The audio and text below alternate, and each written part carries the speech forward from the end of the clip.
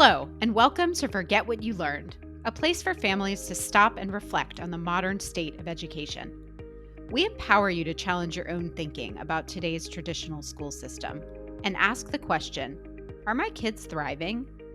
I'm Cory Greenberg, a parent in the trenches just like you, and I chat with innovators, experts, and other parents who are changing the conversation, inspiring families to reevaluate how we define academic success. This podcast is brought to you by Pacific Preparatory, who is molding education through innovative one-on-one learning for students in today's digital world.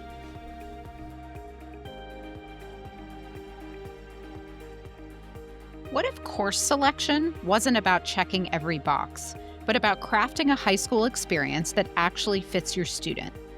In this episode, I'm joined by Jess Chermak, licensed professional counselor and certified educational planner, to unravel one of the most stressful parts of the high school journey, choosing the right classes. Together, we tackle the myths about AP overload, the realities of holistic admissions, and why more isn't always better. Jess explains how colleges actually evaluate applications, why context matters more than perfection, and how students can build a schedule that challenges them without burning out. Whether you're a parent wondering if your student should take multivariable calculus or a teen trying to figure out what really matters to colleges, this conversation will help you reframe course selection as an opportunity to grow, not a race to win.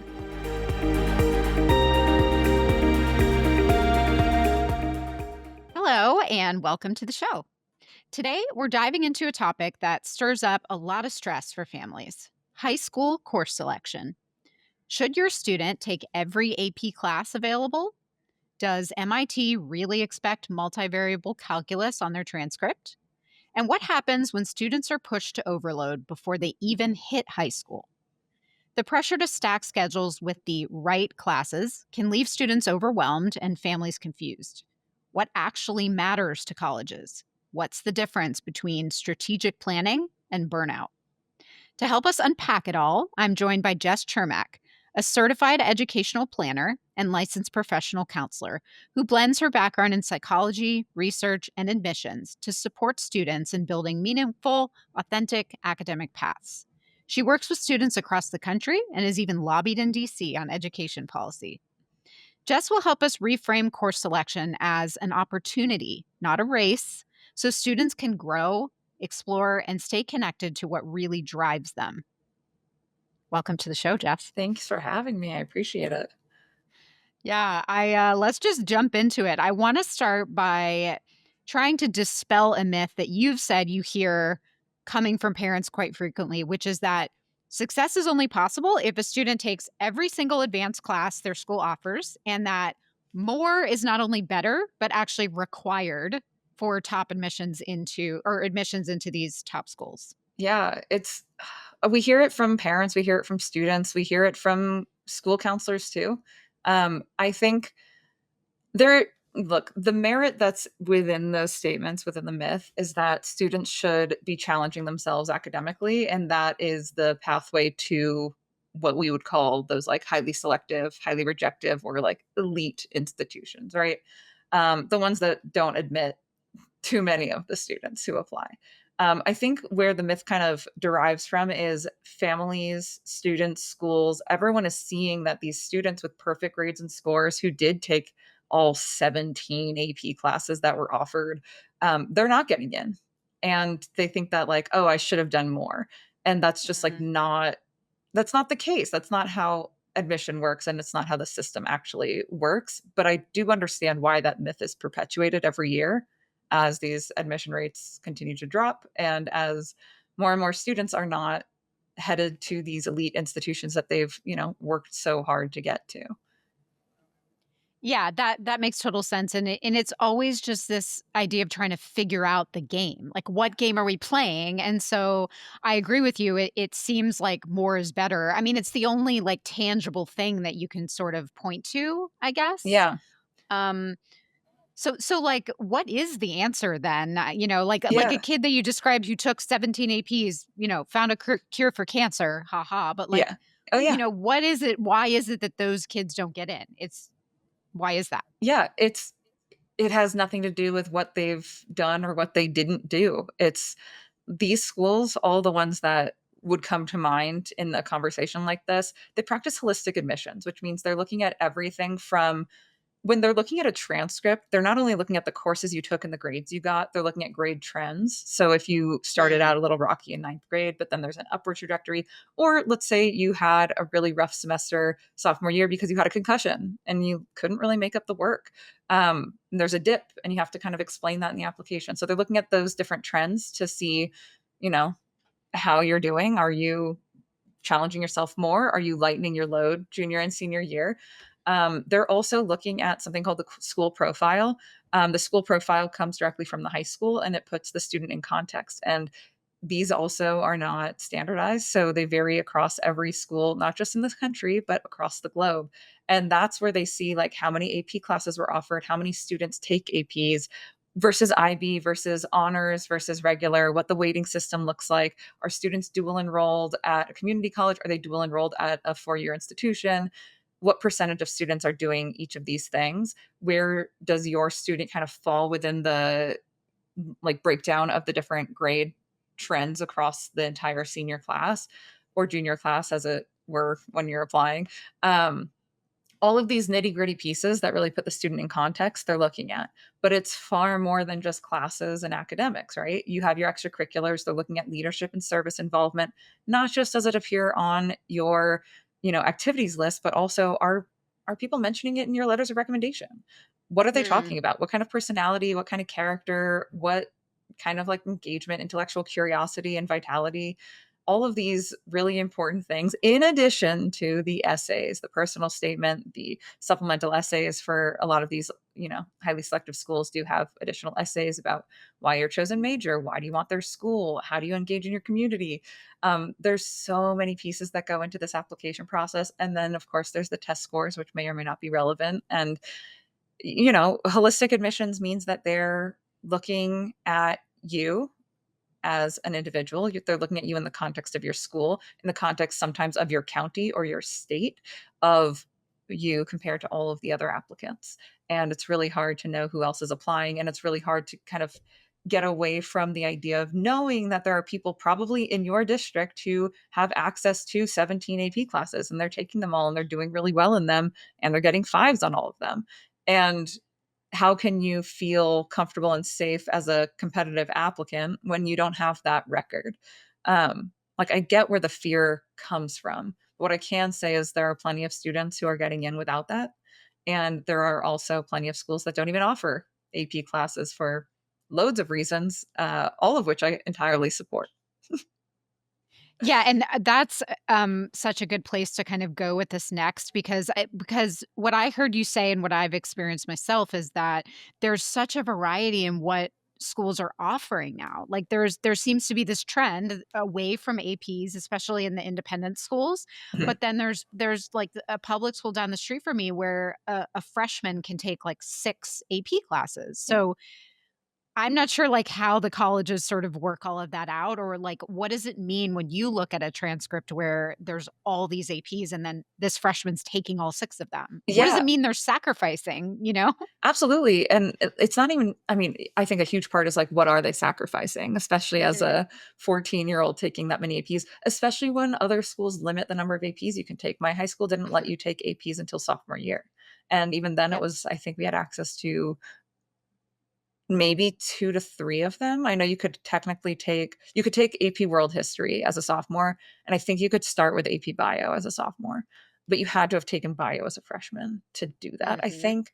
Um, every school operates differently, and the real challenge is, there's a lot of schools in this country, there's a lot of schools around the globe, and there's students applying from all of them to these schools, Yes. and and there's only so much an admission officer can do to understand the context of the school. There is that school profile. Some schools do a lot better at those than others. Those I think should be standardized, but there's other things that I'm lobbying for first, like Mm. financial aid transparency. I think more importantly, but I it's complicated. I think one thing that families and students don't really recognize is how little time is actually spent reading an entire application, because students put Mm, so much time and energy into it. And again, like if we list out all those parts, we've got the school profile, the transcript, the activities list, the personal statement, the supplemental essays, your letters of recommendation, and your test scores. Most admission officers will spend 4 to 7 minutes reading an entire application. How much time are they actually spending figuring out what's going on here, right? And they're also getting loads of applications from all of these usually specifically independent schools that they just have really strong relationships with. There's boarding schools like Exeter. I think it's a boarding school. I don't know. yeah. There's schools like Harvard Westlake out in LA that get like 19 kids are admitted to Harvard every year. That's a lot of seats that are not available to other students, and that's forgetting all the athletes and the legacies and children of large donors and stuff. Like there's just not a lot of room, and there's not a lot of time to get to know a student on paper, which is why everyone talks about having a hook and why everyone thinks that taking all of these classes is going to somehow set you up for better success than if you didn't. But I think what stands out more is a student making very specific choices that fit who they are and their narrative. And, like, these applications are narratives. Some people will call it, like, branding. I don't think a 17-year-old necessarily needs a brand. That is Yeah. not how we approach it. We approach Yeah. it more from, like, the transformation side of things instead of the transactional side of things. But I understand why it's approached that way because we call it an application narrative, and it's not that much different. But you're telling a story, right? Like, it is your journey through high school that has set you up for success at your next juncture in college for most of these kids. And like that narrative, if you are a STEM student and you're applying to be an engineer or a math major or a bio major, something in the realm of STEM, it really is beneficial for you to take advanced math. It's really hard for a school to see that you can be successful in their classroom in their rigorous not just courses, but just like the curriculum itself and the whatever competition might exist amongst peers, if you haven't demonstrated that you can handle that kind of rigor at the high school level. But it doesn't mean that you need the rigor everywhere. Like if you don't love Right. science, don't take those rigorous classes. You can take other rigorous classes that are in the realm of what you do enjoy. In the same way that STEM students, like it's not necessary to take, AP history, US history. I think that's a great class. Of all the APs, I think US history is probably That's the the one that's one, yeah. AP US history? Yeah, it's Yeah. storytelling, so I'm biased. I Mm. really enjoy that. Mhm. But, like, Yeah. yeah, I think making those specific choices and if you're concerned, there is the additional information section where you could, in theory, explain these choices on your application. But it's not necessary, and a lot of people probably won't even read that section. I think it's important to remember that context. Why are you making the choices that you're making when you're making the choices to take certain classes or not? And there's also the entire other side of things that everyone is entirely aware of that gets factored in, which is there's only so much time in a day and there's Yeah. only so many classes that can fit into a schedule. And if your school offers these AP classes all at the same time, you have to be selective of which ones you take. So I think the students that have access to fewer classes, the ones who only take 6 classes a year instead of some schools have like 8. Mhm. My school's on a 4-by-4 schedule, so we took 4 classes each semester, but did the full year in a semester, which doesn't bode well for AP tests, which Yeah, logically makes sense. exactly. Like, Yeah. I was in California, our school didn't end until mid-June, so AP tests were done a month prior, which when you're on a 4-by-4 schedule, that's like twice as much class experience that you're not getting before the test. So, Right. like, my AP history class was first semester, and then I had like 4 months, 5 about 4 months, yeah, before the test. So, like, I forgot everything because I don't learn that way. I don't remember Yeah, I don't anything. think anyone learns that way, but No. yeah, that makes sense.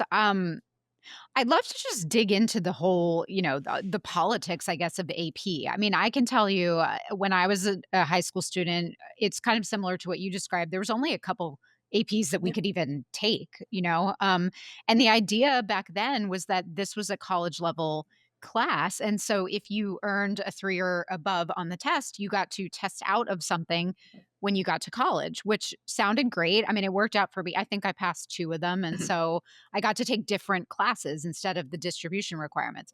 It has morphed into something entirely different where these students are coming into college with many, many credits, and in the end, I think that hurts the college's bottom line. I mean, it's like these kids can graduate early. I mean, is that part of this, like, the colleges are sort of moving away from, like, prioritizing the APs, or what else is going on? Yeah, Has I don't think it's that. I think so here's the thing. Most schools that do take AP credit will only take a 4 or a 5. Some schools will take most APs, but not others. Like there are schools that won't give you Mm, credit for certain AP classes. There's schools that won't give you credit for those classes if they're major requirements. So if you are a math major and you have to take, Calc 2 or something, sometimes that Calc BC won't count. Um, and then it gets even crazier where, like, there are maybe less so for the APs, but for dual enrollment sounds actually like the better deal because college credits are much more easily transferable than an AP course because the AP course, you have to take an exam and get a certain score to potentially get the credit, right? Whereas if you right. get an A in a college course, it's either going to transfer or it's not. And when it doesn't transfer, it's just that it doesn't transfer as that class. It usually still transfers as some credit. So credit Okay. towards graduation. Taking a bunch of APs and a bunch of dual enrollment doesn't necessarily actually allow you to graduate quicker, especially if your major has sequential courses, right? Which Yeah. I don't know of a single major that doesn't have at least some kind of sequential courses. Um, and there are certainly systems that are set up better than others for that graduating early for the saving money. And I don't think it actually hurts the college's bottom line because they continue to fill classes, right?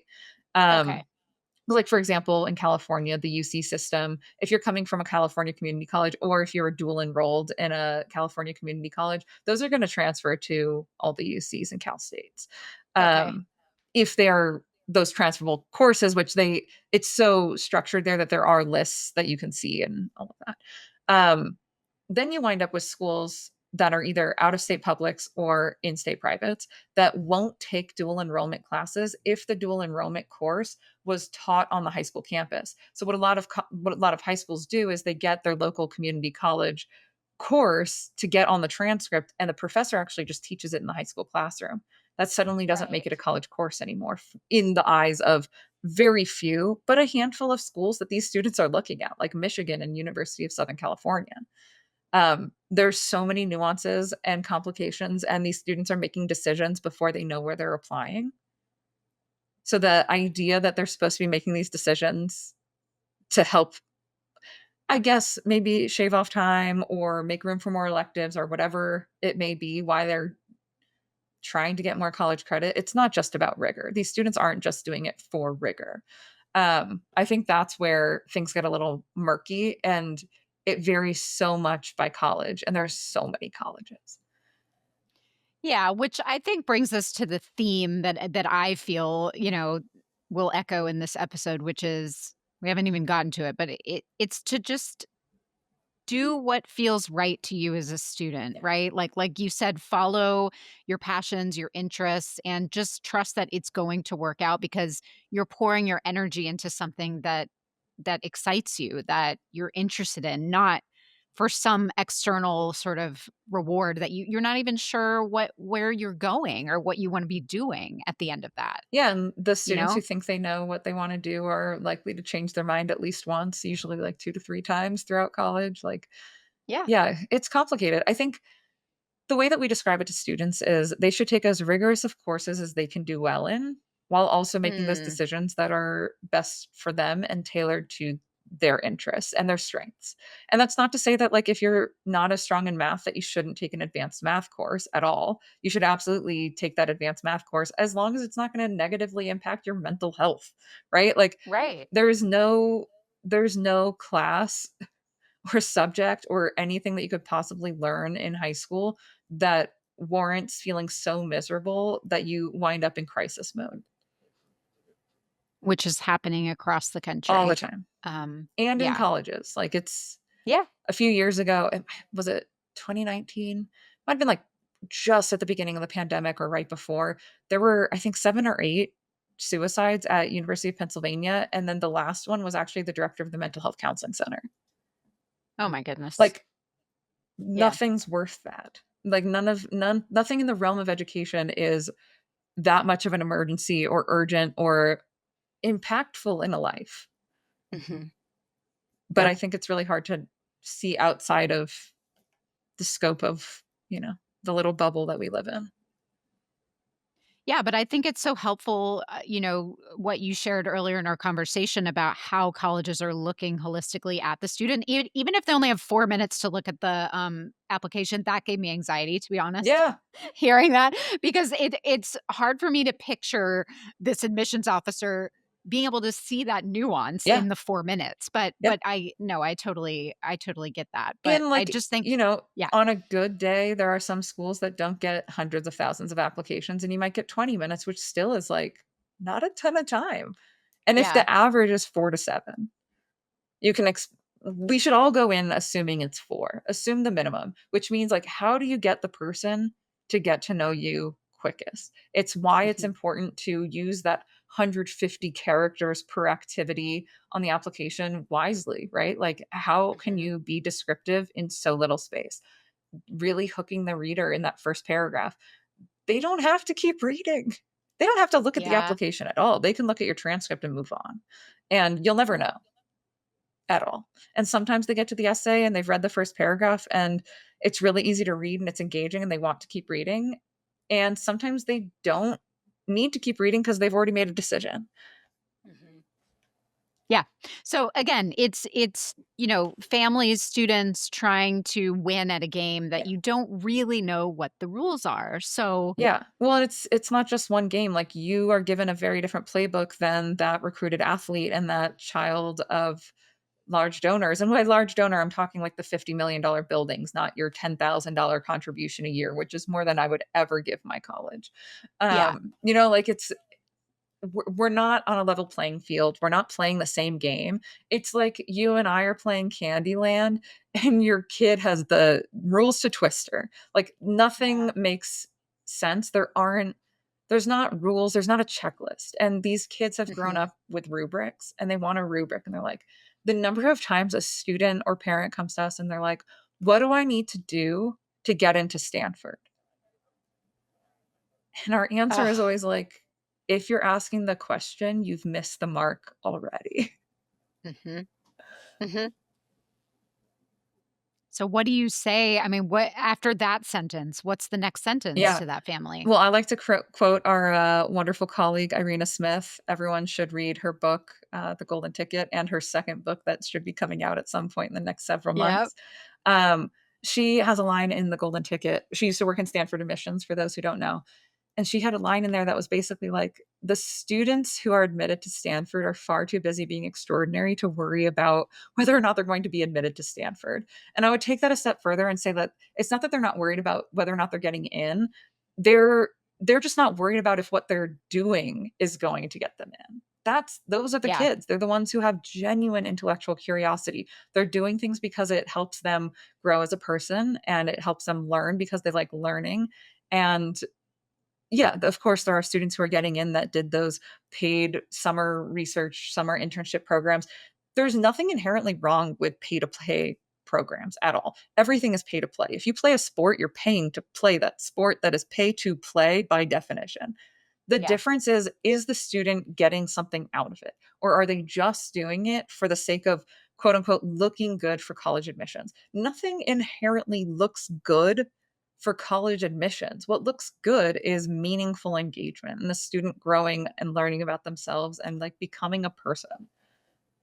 Yeah, which is again, I mean, I'm stuck on this 4-minute reading the essay, Yeah. but I think that these admissions officers are very well versed in seeing through some of Oh those. yeah. Like I don't remember if it was you or another college counselor. We were talking about, these kids who start a nonprofit or something, and it's like how many of those nonprofits are still going after they get that letter of admissions, Yeah, and it's like probably they very know they few. can see through that, Yeah, it's also quickly. like we encourage students to maybe steer away from those personal statements that are about going on some sort of mission trip to some, maybe a third world country and seeing how other people are living and how it changes your life immensely. But then there's nothing else in the application to indicate that your life has changed once you're back. Like your activities list is no different. Like there is Right. no genuine presentation of actual impaction, right?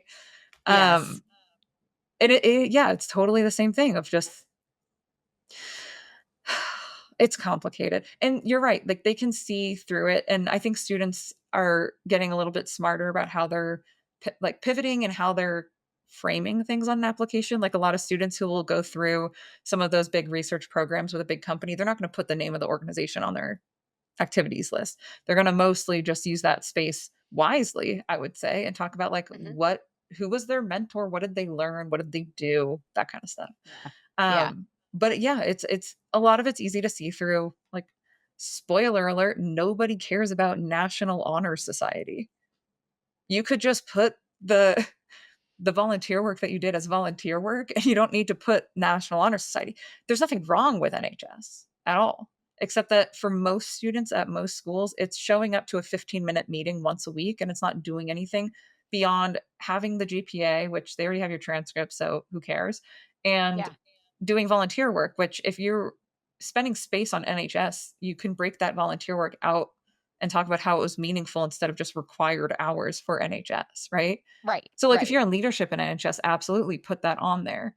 But if your leadership role is to just like show up at a meeting for 15 minutes a week and you can't really speak to what you did, how you did it, and why it was important, maybe that space is not being used well. Yeah, and then, maybe the lesson for kids is, like, that knowing that is actually a little bit freeing because it's like, just forget about the things that you're doing that you think are just checking the box Yeah. and pour all of your effort and your attention into something that you truly love so that you have something to talk about that feels really meaningful. Yeah, and it doesn't have to be school clubs or sports or anything. Like, our most fascinating students are the ones who, like, they do dog shows. They, like, fell in love with doing Yeah. dog shows, and they know how to, like, train and groom dogs, and that's, like, fascinating. And they're, the students are always like, "Well, what is intellectual curiosity?" And that's such a great question, right? But, like, what is it that you lose track of time doing? For me as a kid, that was reading about, like, serial killers and cults. That's why I wound up as, like, a forensic psychologist in my first career, right? And I don't think that made it on my application, but I do think maybe not so much these days when all teenage girls are really interested in, like, criminal minds and stuff, but, I think that could have probably stood out as something that was particularly unique. Like, I have so much knowledge about so much useless stuff in general that did totally steer my direction. Yeah. Well, I mean, one problem is your question was what do you lose track of time doing? I mean, the first thing I thought of was scrolling YouTube shorts or, like Yeah, but what I what don't know, captivates it's you? Like, what makes you pause to actually watch the thing? For me, it's like yeah. 10-year-olds singing and, like, blowing people's minds, or, like, people playing instruments. I can't even call myself a musician compared to, like, what people are able to do. Like, I can pick up instruments and played quite a few throughout my life, but, like, that is the most fascinating thing to me is just, like, watching someone perform. Mhm. But I know people who are really into, like, those ASMR videos of just, like, people putting hands in sand. Like, why are you drawn to that? Can you explain why that's meaningful to you? And sometimes the meaning is like, honestly, I need a brain break, and that's what works for me. That grounds me. It gives me space to be still, and it allows me to, you know, process and whatever. Like, that's a reason. It sounds ridiculous, but like binge watching TV doesn't typically make it on an activities list, but it could if it's meaningful. Like, my film students binge watch TV and then they review shows on YouTube.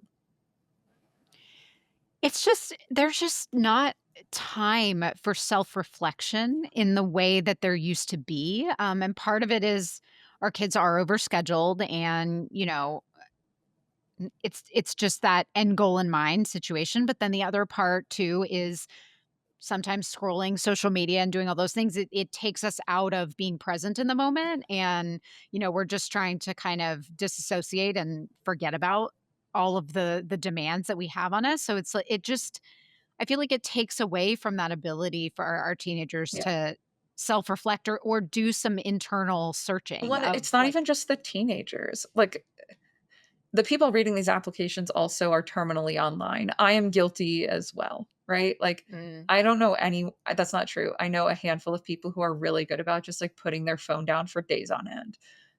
mm, I am not that person. I think about other people too much, um, which I don't think is necessarily a problem until it is, right?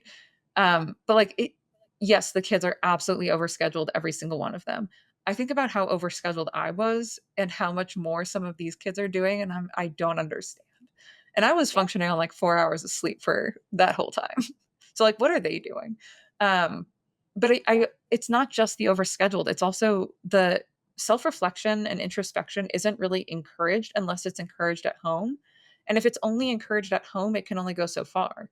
Because if your friends aren't doing it, the likelihood of you doing it outside of the home is very slim.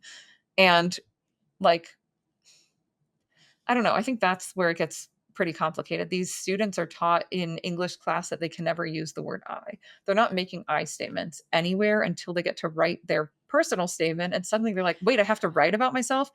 I like, even in persuasive essays where it's clearly opinionated, it's never, "I think this," it's, "This is a fact, here's my supporting evidence." yeah. Right? Which is not unlike how the personal statement can and should be written, except that the I statements have to be in there. It's not a My personal goodness. statement if it's not about you. Yeah, and again, that's, you're asking a 16 or 17-year-old to have this, aha moment about like what makes them a human when they haven't been practicing or using that muscle their entire childhoods and lives. It is really a tall And order. that there's this Um, scary idea that, like, your essay is supposed to be somehow life-changing both for you and the reader, and I think it's a disservice to most students to have so many essays available as examples online, especially when we don't know if they mm, were actually successful, we don't know that they were actually written by students, like, for a million reasons. I think it's really detrimental to students actually making progress. But because the examples online that were quote unquote successful are usually these, like, very profound things that no student's ever going to think of themselves, or, like, a handful might, um, they don't realize that, like, 90% of the time, your essay is not going to make or break an offer of admission necessarily. And also, like, the topic is not either, unless it's egregious. Like, we don't want to hear about your saucy summer fling, period. right, That's not right. going to pan out well.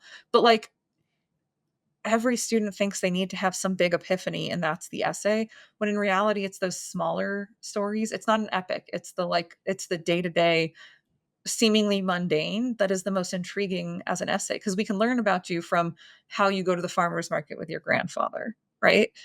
And no student is thinking about, like, this is something that I can write about. They're all like, what have I done to change the world? I'm like, you're 17. Yeah. Yeah, there's growth that's gonna be happening. Yeah. I just what I'm taking away as a lesson from this conversation, as I have, my oldest is finishing his freshman year of high school. So we're right in the thick of this, is just try to be present and know your child and allow them the time to explore who they are, and trust them to sort of lean into what they want to do and let them follow that Yeah. path, Let you them know? try things, let them quit things. There is certainly benefit to having longevity in some activities, but not necessarily all.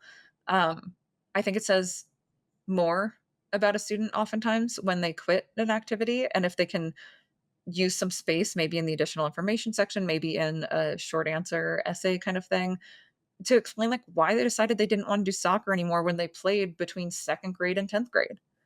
Yep. What changed? Yep. Like, that is a student who's learning about themselves, and they're deciding, like, this is not what I want to be spending my time doing. I would rather try archery. I would rather do rock climbing. Like, there's these Yep. other things that maybe they didn't have access to when they were younger that they now do, or their interests change, and we should support and enable that. Which is, I mean, this is the last thing I want us to chat about, but it's, ugh, when we think of math, right? We have students who are starting with like Russian math that's popular around here at a very young age. And I don't know exactly what every family thinks, when they're signing their kid up for Russian math. It feels like it's because there's an end goal in mind that is many years ahead. I don't know if it's just because their kid happens to love math, but it's like it starts that early where you're just like being very prescriptive about a path that you think your child needs to be on. um I don't know if you have thoughts Look, about that, if but a I mean, it could be student any activity. yeah, if a student really loves math and they're engaged and they want to spend their time doing more math than is in the schools, or if they wanna spend their summer getting ahead on math, like, there's nothing inherently wrong with that. But if they're doing it for the sake of trying to get through, like, I don't know, multivariable calculus by the time they're a senior, what's the point? Like, most colleges want to teach you those things themselves. Um, sure, I guess it can maybe help you stand out if you're in super advanced math just to demonstrate that you are really good at math, but if you can't articulate what purpose it serves, I don't see a reason to only do that. Like, if you're sacrificing sleep, if you're sacrificing mental health, if you're sacrificing meaningful activities, if you're sacrificing other learning opportunities for the sake of the potential to maybe get into one of these highly selective institutions, that's not worth it because the odds of you getting in are still slim to none, Right. even with all that. Right. Yep. Yep. And So admissions are there's never gonna make sense. Like, we have students every year, every single year admitted to schools like MIT and then denied at, like, UC Santa Cruz. yeah. And Yeah. not that Santa Cruz is easy to get into by any stretch, but it feels misaligned sometimes, and Yeah. everyone's always like, "Well, what could they have done differently?" Like, literally nothing. It's not about you. Colleges are businesses. Yep. Yep. Oh my gosh. Yeah. Okay. Well, that leads us to my favorite segment, which is forget this, try that. So tell us something, a thought, a principle in the world of education that we need to forget, and what do we need to replace it with? Yeah. I think we should forget trying to make students the best at everything and instead, focus on identifying strengths and opportunities for growth. And that's not to say that you only focus on building those strengths. It's also when you identify opportunities for growth, you can work on those and grow in those. I think that's helpful. But like nurture your students and who they are and their goals, not just your goals for them. If they are super ambitious and they really are striving for some of those highly selective institutions, make sure at the get that they understand why. Like, forget doing things Mhm. for the sake of college admissions and start doing things for the sake of this is something I want to do and this is something that's good for me. I think that's really what it boils down to. That's how you become a person. That's what stands out. Yeah. And that's how you're gonna be successful when you get the piece of paper and you move off to college and you're all of a sudden on your own with all this free time that you may have never had before, Yeah. you know?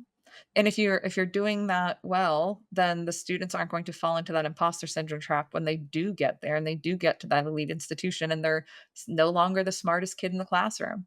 That is the biggest hurdle for students to face when they actually like get to those highly selective schools. When they're enrolled and they start school, they were used to being at the top.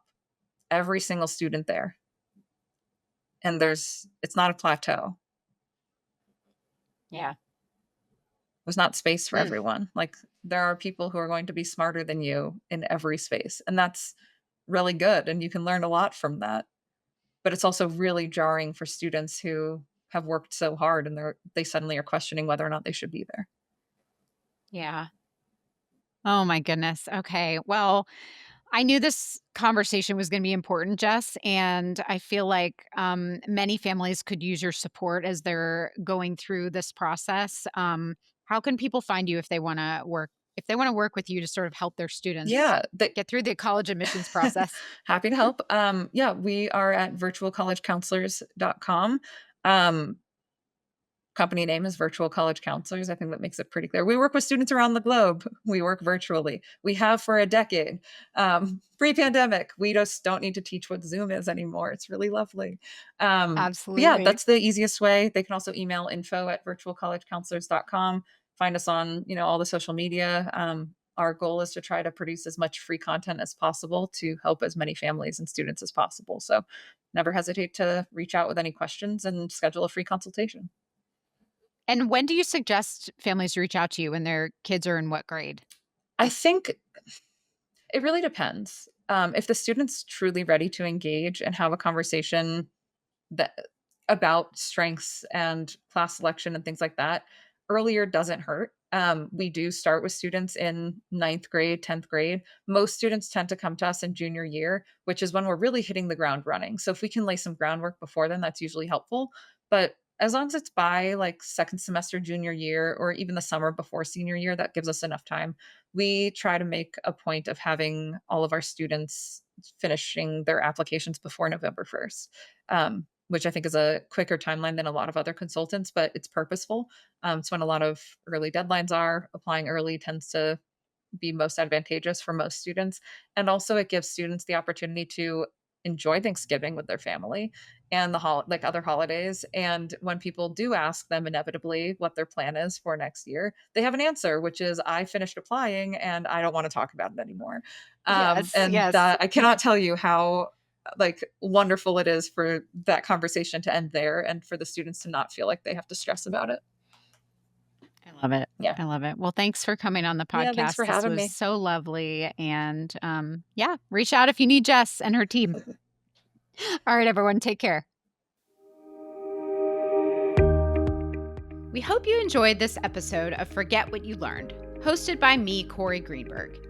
As always, our goal is to allow you to zoom out on the snapshot of your family's life and answer the question, are my kids thriving? We're here to inspire you to make those small and maybe big changes to answer yes. We'd like to thank our sponsor, Pacific Preparatory, an organization committed to educating students with an innovative and holistic approach in today's digital world. Don't forget to subscribe to the show and leave a rating and review. See you next time.